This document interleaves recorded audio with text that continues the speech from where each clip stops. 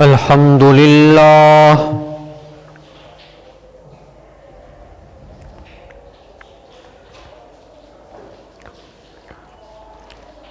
الحمد للہ وکفی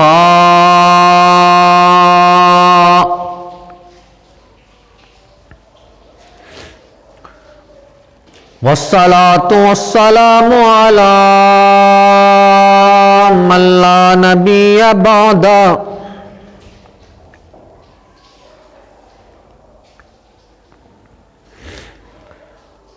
اما بعد فاعوذ باللہ من الشیطان الرجیم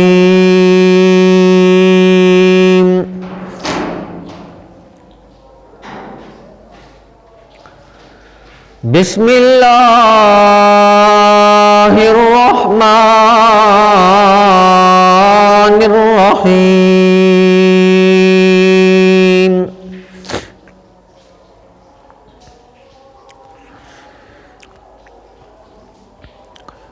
یا ایھا الذین آمنوا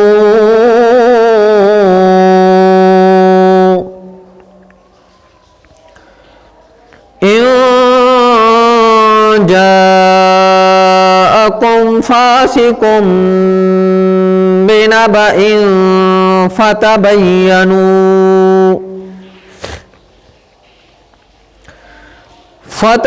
ان تصیبوا قوما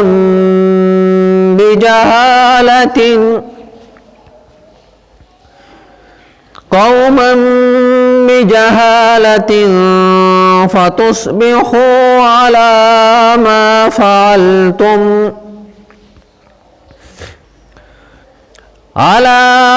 فعلتم نادمین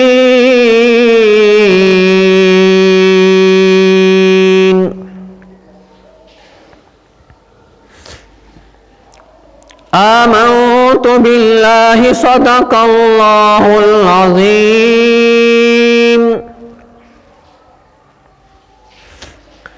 وبلغنا رسوله النبی الکریم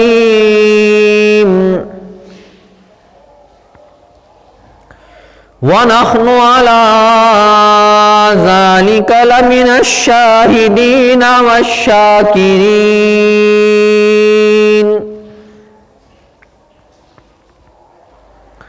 والحمد للہ رب العالمین۔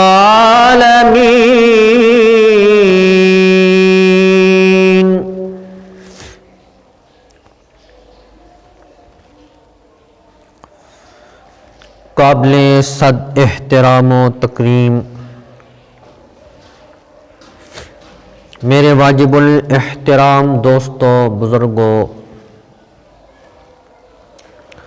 عزیز نوجوان ساتھیوں،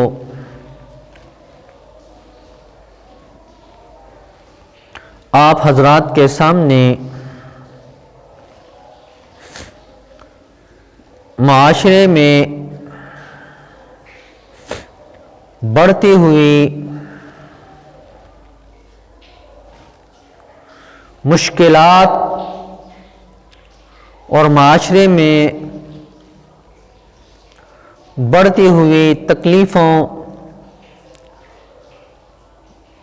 اور جنگ و جدل کا جو پیرایا ہے اپنے رشتہ داروں میں، اپنے اور پرایوں میں جو جھگڑوں کی ابتدا ہوتی ہے، اس سلسلے میں آپ حضرات کے سامنے سورۃ الحجرات کی 5 آیات کا تذکرہ پچھلے جمعوں میں ہو چکا ہے۔ اس میں نبی کریم صلی اللہ علیہ وسلم کے آداب اور اس ضمن میں علماء اکرام، صوفیان عظام، اہل علم طبقے کی عزت احترام آپ کے سامنے پیش کیا گیا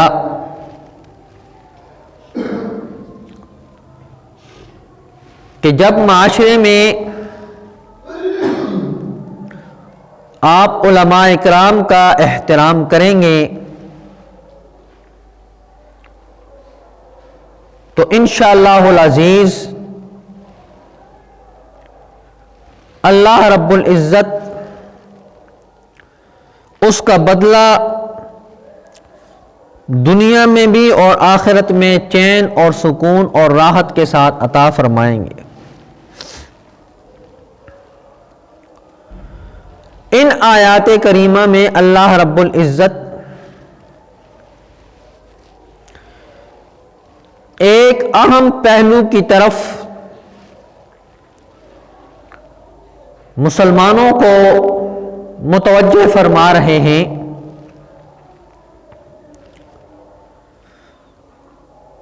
اللہ رب العزت نے مسلمانوں سے کہا کہ اے ایمان والو، اگر تمہارے پاس کوئی آدمی خبر لے کر آتا ہے تو سب سے پہلے اس کی تحقیق کرو، ویسے ہی نہ اس کے پیچھے چل پڑو، مکمل تحقیق کرنے کے بعد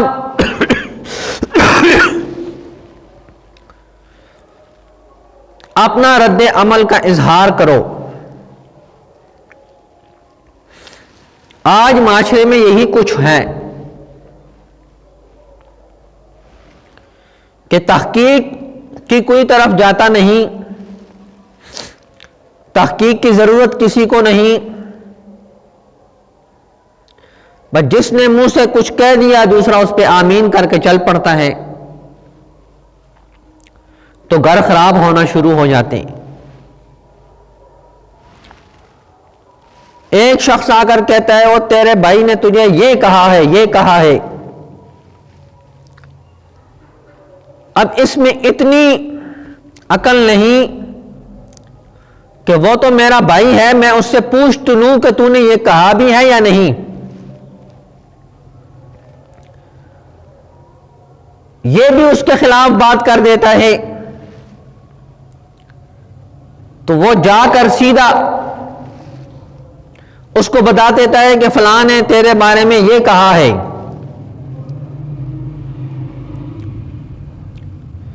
تو دونوں کے دل میں نفرت پیدا ہو جاتی ہے اور گھر کا جو اجتماعیت کا معاملہ ہے وہ ختم ہو جاتا ہے۔ نبی کریم صلی اللہ علیہ وسلم کے ذریعے امت کو یہ پیغام دیا گیا کہ کوئی بھی تمہارے پاس کسی قسم کی خبر لے کر آئے تو پہلے اس کی تحقیق کرو۔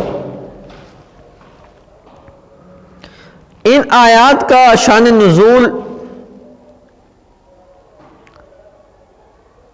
تفسیر ابن کثیر والے نے لکھا ہے کہ قبیلہ بنی مستلق کے رئیس خالد بن حارث بن زرار بن ابی زرار رضی اللہ تعالیٰ عنہ کی صاحبزادی حضرت جویریہ بنت حارث رضی اللہ تعالیٰ عنہما نبی کریم صلی اللہ علیہ وسلم کی زوجہ محترمہ تھیں، اور یہ اپنے قبیلے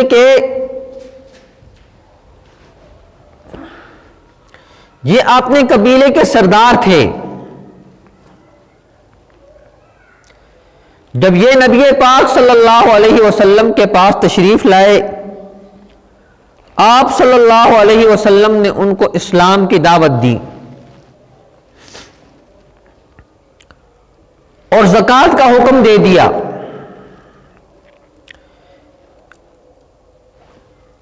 آپ رضی اللہ تعالیٰ عنہ نے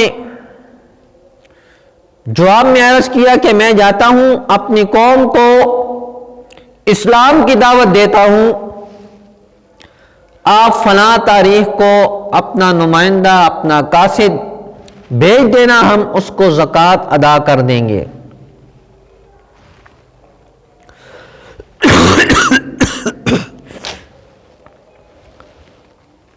جب وہ تاریخ آئی تو ولید بن عقبہ رضی اللہ تعالیٰ عنہ کو نبی کریم صلی اللہ علیہ وسلم نے بھیجا کہ جاؤ ان سے زکوٰۃ لے کر آؤ۔ جب یہ وہاں پہنچے تو ان کے دل میں خیال آیا کہ میری تو ان کے ساتھ پرانی دشمنی ہے، اور میں اگر جاؤں یہ مجھے قتل کر دیں گے، تو اس حادثے کی وجہ سے وہ واپس تشریف لے آئے اور اپنے گمان کے مطابق انہوں نے نبی کریم صلی اللہ علیہ وسلم کو عرض کی کہ یا رسول اللہ، وہ تو مجھے قتل کرنے کے درپے ہیں، یعنی زکوٰۃ کا انہوں نے انکار کر دیا ہے۔ نبی پاک صلی اللہ علیہ وسلم کو بڑا غصہ آیا کہ انہوں نے ایسا کیوں کیا۔ اب توجہ میری طرف رکھنا، غصہ اس بات پہ نہیں آیا کہ وہ زکوٰۃ کیوں نہیں دے رہے، غصہ اس بات پہ آیا کہ انہوں نے اللہ کے حکم کو توڑ کر شریعت سے روگردانی کی ہے اور کلمہ اسلام کو چھوڑا ہے، اس وجہ سے غصہ آیا۔ ورنہ نبی پاک صلی اللہ علیہ وسلم کے پاس کیا کمی تھی؟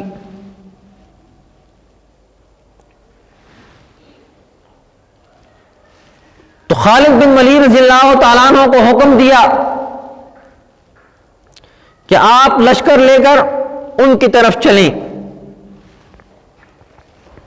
اور وہاں حارث بن زرار رضی اللہ تعالیٰ عنہ نے دیکھا کہ قاصد نہیں پہنچا، کہیں ہم سے کوئی خطا تو نہیں ہو گئی جس کی وجہ سے نبی پاک صلی اللہ علیہ وسلم ہم سے ناراض ہو گئے۔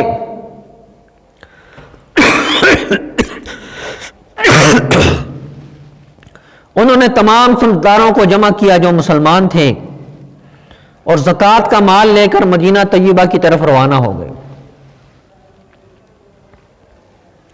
اب دونوں حضرات آمنے سامنے ہو گئے، خالد بن ولید رضی اللہ تعالیٰ عنہ بھی اور حارث رضی اللہ تعالیٰ عنہ بھی۔ انہوں نے پوچھا آپ کس طرف جا رہے ہیں؟ خالد بن ولید رضی اللہ تعالیٰ عنہ نے فرمایا کہ میں تو آپ کی طرف آ رہا ہوں۔ کہا کس وجہ سے؟ کہ آپ نے قاصد کو قتل کرنے کا ارادہ کیا ہے اور زکوٰۃ سے انکار کیا ہے۔ انہوں نے فرمایا کہ آپ کا نہ قاصد ہمارے پاس آیا ہے اور نہ ہم نے انکار کیا ہے، اس لیے ہم مدینہ منورہ کی طرف روانہ ہو گئے۔ نبی پاک صلی اللہ علیہ وسلم کے سامنے بات آئی، آپ نے فرمایا کہ آپ نے زکوٰۃ دینے سے انکار کیا ہے اور ہمارے قاصد کو قتل کرنے کا ارادہ کیا ہے۔ انہوں نے کہا ہم نے آپ کے قاصد کو دیکھا تک نہیں۔ اس کے بعد یہ آیات نازل ہوئیں، اور بعض روایات میں آتا ہے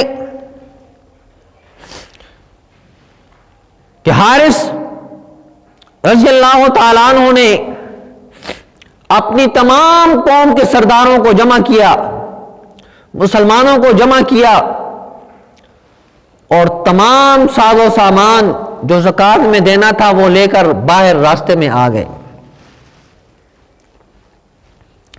کہ نبی پاک صلی اللہ علیہ وسلم کا قاصد آئے گا، احتراماً اس کو ہم یہ ساری چیزیں دیں گے، اور اکرام کے لیے کھڑے ہو گئے۔ اب جب انہوں نے دور سے دیکھا کہ یہ ساری قوم باہر آ چکی ہیں، لگتا ہے میری پرانی دشمنی ان کو یاد ہے، یہ مجھے قتل کر دیں گے۔ وہ ادھر سے ہی واپس آ گئے۔ خالد بن ولید رضی اللہ تعالیٰ عنہ نے جا کر تحقیق کی، اپنے نمائندے بھیجے، وہاں جا کر دیکھا وہ تو نماز اسی طرح پڑھ رہے ہیں، اذان دے رہے ہیں، اسلام کی تعلیمات پہ عمل کر رہے ہیں۔ تو آ کر انہوں نے نبی پاک صلی اللہ علیہ وسلم کو بتایا کہ انہوں نے انکار نہیں کیا۔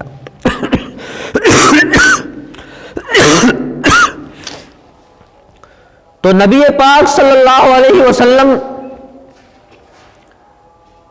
نے ان سے پوچھا تو بتایا کہ ہم تو احتراماً باہر کھڑے تھے، علاقے سے باہر آ کر کھڑے ہو گئے تھے۔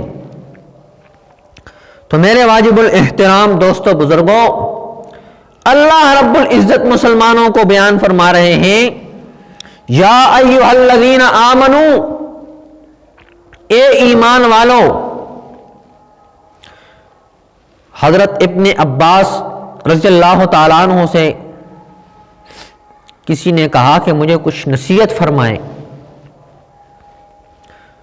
تو انہوں نے کہا کہ قرآن مجید میں جہاں آئے یا ایھا الذین آمنو تو اس کو توجہ سے سنا کرو، توجہ سے پڑھا کرو، یا تو کسی ایسے حکم کی طرف اللہ حکم دے گا، ایسا حکم جس سے منع کیا جا رہا ہو، اور یا کسی خیر کے کام کی طرف بلایا جائے گا۔ تو یہاں بھی اللہ رب العزت نے فرمایا یا ایھا الذین آمنو، اے ایمان والو، ان جاءکم فاسق بنبأ، اگر کوئی تمہارے پاس غلط خبر لے کر آ جاتا ہے، فتبینوا، تو اس کی تحقیق کیا کرو، ان تصیبوا قوما بجہالۃ، کہیں ایسا نہ ہو کہ تم کسی قوم کے اوپر بغیر تحقیق کے چڑھائی کر دو، فتصبحوا علی ما فعلتم نادمین، اور جب تم اپنا کام کر گزرو تو اس کے بعد تم نادم ہو جاؤ۔ تو یہ ہمارے معاشرے میں بتایا جا رہا ہے کہ نبی پاک صلی اللہ علیہ وسلم کے تھرو ہمیں بتایا جا رہا ہے کہ بات کی تحقیق کرنے کے بعد آپ عمل کیا کریں۔ اور اسی طرح ہوتا ہے کہ جب آدمی بات کی تہ تک نہیں پہنچتا تو پھر نقصان کیا ہوتا ہے کہ دو گروہ آپس میں لڑنا شروع ہو جاتے ہیں، اور ان کی لڑائی بڑے دور تک جاتی ہے اور ختم ہونے کا نام نہیں لیتی۔ اور نبی پاک صلی اللہ علیہ وسلم نے فرمایا المسلم من سلم المسلمون من لسانہ ویدہ، صحیح مسلمان وہ ہے جس کی زبان سے اور جس کے ہاتھ سے، جس کی زبان سے اور جس کے ہاتھ سے دوسرا مسلمان محفوظ ہو، یہی کامل مسلمان ہے۔ اور نبی پاک صلی اللہ علیہ وسلم نے فرمایا کہ جو شخص ناحق ہو اپنی کسی چیز کو لینے میں کہ یہ چیز میں اس کی نہیں، اور وہ اڑا ہوا ہے، اس نے مقدمہ کیا ہوا ہے کہ اس چیز کو میں لے لوں، وہ شخص اپنے مقدمہ کو چھوڑ دیتا ہے، اپنے اس دعوے کو چھوڑ دیتا ہے، اور اس دعوے کو چھوڑنے کے بعد اس سے پیچھے ہٹ جاتا ہے۔ نبی پاک صلی اللہ علیہ وسلم نے فرمایا کہ اس شخص کو جو باوجود نااہل ہونے کے اپنا دعویٰ اس نے چھوڑ دیا ہے، اللہ رب العزت اس کو جنت کے کونے میں محل عطا فرمائے گا۔ یعنی اس کا دعویٰ غلط ہے، لیکن اس نے دعویٰ چھوڑ دیا کہ میں نے کیس ختم کر دیا ہے، اگر میری ہے تو تب بھی میں اس کو دیتا ہوں۔ نبی پاک صلی اللہ علیہ وسلم نے فرمایا کہ اس کو جنت کے کونے میں محل عطا فرمایا جائے گا۔ اور دوسری روایت میں فرمایا کہ ایک شخص دعوے میں سچا بھی ہے، اس کی چیز بھی ہے، اس کی جگہ بھی ہے، اور دعوے میں بھی سچا ہے اور ملکیت بھی اس کی ہے، لیکن اس نے مخالف کے رویے کی وجہ سے اپنا دعویٰ چھوڑ دیا، باوجود مضبوط ہونے کے اس نے اپنا دعویٰ چھوڑ دیا، اللہ رب العزت اس کو جنت کے درمیان میں محل عطا فرمائیں گے، جنت کے درمیان میں اس کو محل عطا فرمائیں گے۔ یہ ہے ہمارا معاشرہ، اسلامی معاشرہ اس کو کہتے ہیں۔ اس کو نہیں کہتے کہ جو چیز آئے بس اس کو ہڑپ کر جاؤ۔ اور بزرگان دین نے ایک اصول بتایا ہے کہ جب مسلمان اس اصول پہ چلتا ہے تو معاشرہ خود بخود ٹھیک ہو جاتا ہے۔ وہ کیا ہے؟ کہا اپنا حق معاف کر دو اور دوسروں کا حق ادا کرو۔ جب آپ دوسروں کے حقوق ادا کریں گے خود بخود آپ کے حقوق ادا ہو جائیں گے۔ دعا ہے اللہ رب العزت سے کہ اللہ رب العزت ہم سب کو ان چیزوں پر عمل کرنے کی توفیق عطا فرمائے۔ جب معاشرے کے اندر یہ چیزیں پائی جاتی ہیں تو اسی میں نفرت دلوں میں پڑتی ہے، بغض دلوں میں بڑھتا ہے، سنی سنائی باتوں کے اوپر لوگوں کے گھر خراب ہو رہے ہیں۔ وہ ایک اللہ والے تھے،